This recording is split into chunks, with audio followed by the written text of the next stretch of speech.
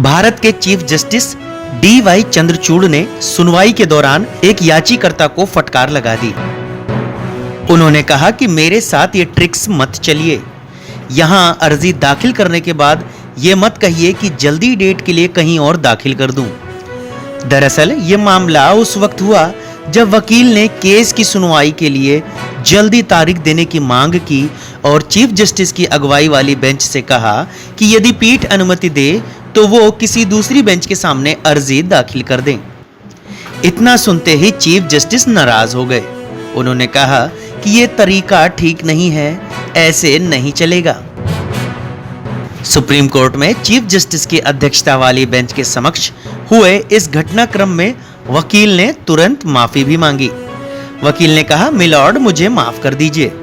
इस पर chief justice D.Y.. Chandrachud ने कहा कि आपकी माफी को स्वीकार किया जाता है, लेकिन याद रखें कि मेरी अथॉरिटी को चुनौती देने की कोशिश ना करें।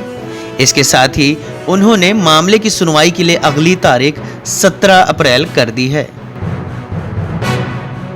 अवधनामा में शाये मज़ामीन को मुकम्मल तौर पर पढ़ने के लिए अवधनामा की वेबसाइट www.awadhnama.com पर विजिट करें और ई पेपर पर क्लिक करें।